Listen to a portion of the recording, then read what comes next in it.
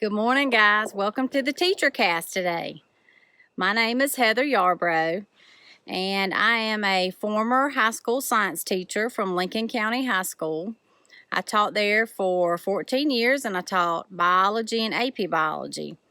But in 2011, God literally spoke to me, and He told me to be at home and to stay at home with my family and with my daughter, Ellie Ray. She was only 18 months old at the time, and I never really thought that being at home, would be a long-term situation. But God had other plans, and she's in 4th grade now, and I've been at home with her ever since then, and we have been on a homeschool journey, and it literally has been a journey. It has been probably one of the hardest things I've ever done in my life. And like I said, I was a high school science teacher, so teaching came naturally to me. But teaching my own child has been incredibly difficult. And so during all of this coronavirus situation, I know that everybody is, it's just a different situation. Nobody knows what to do. We don't know how to handle the situation. It's all new. We're all learning, new things about ourselves, new things about our children. But I just wanted to take the time today to encourage you and to share some things maybe that I've learned over the years as a going from public school to as a homeschool parent now. And I want you to know that even we homeschoolers that do this all the time, this has kind of rocked our world a little bit too, because, we're not used to staying home every day, all day. We're actually even part of 2 homeschool groups, and 2 days a week we go and we meet with other families, and our children take classes together, and they're able to socialize together. So this has been even really hard on Ellie Ray too. She misses seeing her, homeschool co-op friends and talking to them. So this has been a challenge even for us. It hasn't been as much of a transition probably as it has been for all of you that have your kids in public school. But please know that it's been a little tougher on us as well. But over the last few weeks, which by the way, you've survived 2 weeks of homeschool, so you should pat yourself on the back because it's not easy. But over the past few weeks, I've been kind of taking notes over social media when I would read posts from parents about questions or concerns that they had. Been jotting those things down, and I wanted to address a few of those things with you today.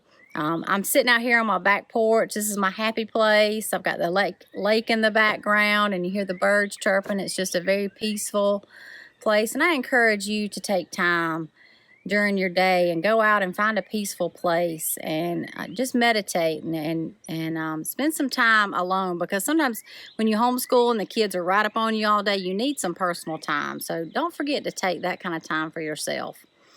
All right. One of the things that I've seen parents talk about is, why is it so hard to homeschool my child? Why won't my child listen to me? And I see this a lot even from teachers that teach in the public school system. They'll say that about their own children. They'll say, I can teach a class of 20 to 30 children with no problems. But I get home and I try to teach my 2 or 3 children, and they won't listen to a thing. And I want you to know that that's totally common. I've heard that from all my homeschool friends for years now. And I think that the reason that is that the lines are kind of blurred when you're their parent, but then you're also now their teacher. Those roles are not as clearly defined. So it's a hard transition, and it takes, I think, a good few years to kind of get that in place. So don't feel too discouraged. I think it's completely normal if your kids are not really wanting to listen to you when you're wanting to teach them as far as school is concerned. Just keep trudging on and keep moving on. It's going to be okay. The next thing that I've seen parents talk about or being concerned about, I guess, is, are they messing their children up? They might say, I don't know how to teach this kind of math to my child. I'm going to mess them up completely. And the thing I want to encourage you about that is that, school is just a place of learning, the definition of what school is. And, you were their teacher first. I heard somebody else say that on a teacher cast, and it's so true. You were their teacher first, and you will always be their teacher. And we're here as parents to not only teach them things, obviously this week about math and science and social studies and language arts, but every day we are to teach our child and our children, morals. We're supposed to teach them character, and we should teach them about God. And so there's a verse that I wanted to share with you that touches on that. And it comes from Deuteronomy, and it is Deuteronomy 6:5-9. And it says, "Love the Lord your God with all your heart, with all your soul, with all your strength. These commandments that I give you today are to be on your hearts. Impress them on your children. Talk about them when you sit at home and when you walk along the road, when you lie down and when you get up. Tie them as symbols on your hands and bind them on your foreheads. Write them on the door frames of your houses and on your gates." And so basically what that's saying is that, as parents, we also have a role as to being the teachers to them and to teaching them about God. And I want to encourage you to take this time that you have at home with them to take little opportunities that you have to really to talk to them throughout the day. It might just be a 1-minute conversation that you have that involves something about God or something about character or morals.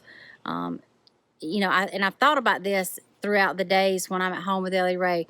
Some days we may have 20 conversations, and they may be like 30-second conversations or 1-minute conversations, but I'm teaching her something, or I'm trying to teach her something about God throughout those days and throughout those times and those conversations. So I want to just really, really, really encourage you to take the opportunities each day to have little conversations with your children and to impress upon them the commandments that God has given us in His Word. That's so important for us to do as parents. I also want to encourage you to just look for the good during this coronavirus. I know there's a lot of negative news out there and a lot of negative stuff going on, but look for the good in this situation. And there are a lot of good things that are happening because of this. You're getting the opportunity to spend invaluable time with your children. Our children grow up so fast, and this chance to be with them, although I understand that sometimes it can be really hard, is such a precious time, and we've got to remember that, and we've got to remember to look at it that way. This whole past week, we actually didn't even do school this week, official like school, sit-down school, because my mother-in-law was moving. And so this whole week we've been packing up, and I mean 12, 15-hour days every single day. It's been just crazy, a crazy week.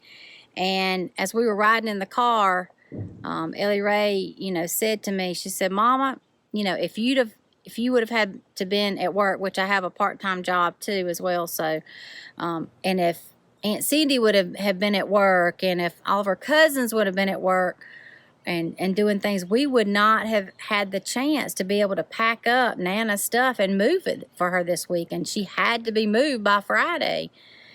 And I just thought that was such a great thing. And she even said, "Mom, I know that this coronavirus is a bad thing, but God used it to give us all the chance to be there to help Nana." And I just thought, she just taught me, something so invaluable, that to look for the good in all of this. There are good things that are to be found in this situation. So I want to encourage you to look for the good in this. One thing that I've seen a lot of people say is, what else can I teach my child besides just the basic lessons of science and social studies and math and language arts? And I want to tell you, teach them some practical life things this week. Teach them how to change a tire or change the oil in the car. Or teach them how to create a budget or how to cook something or how to organize. We have this opportunity to teach our children life skills. And we also have the opportunity to teach them life lessons this week. How have you responded during this crisis? Were you one that ran out and grabbed all the toilet paper you could grab?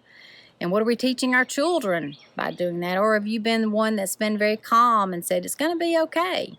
We can teach our children life lessons through this crisis.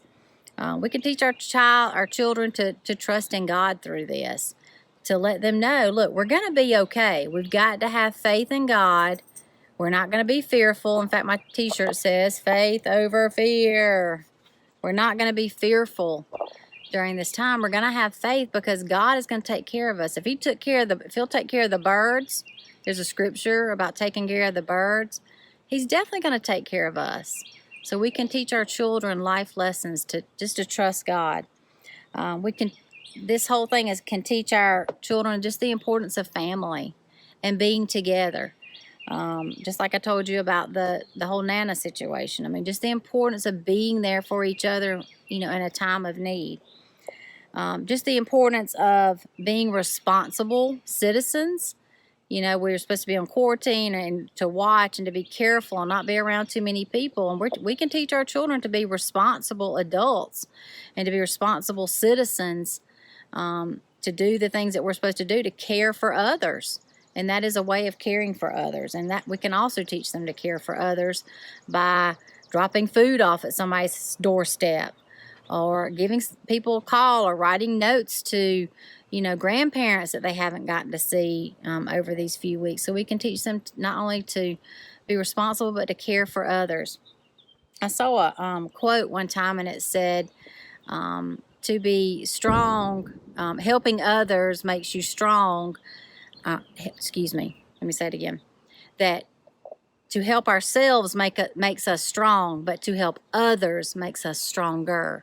And I thought that was such a great quote, and that's a great life lesson for us this week. When we started homeschooling Ellie Ray for the first time, my whole goal was not to create some genius or some Einstein. My whole goal was to create a warrior for Christ. And we can teach our children to be warriors for Christ during this time by just spending time with them and talking to them and just loving on them. One other thing that I've seen, and the last thing, was, how am I going to survive this? How am I going to survive? I know I saw a lot of you kind of worried about, oh my gosh, they've extended the day. How am I going to survive teaching my kids more weeks? And I want to share another verse with you, and it is Colossians 3. And it is 23 and 24. And this is a verse that I go back to a lot in homeschool.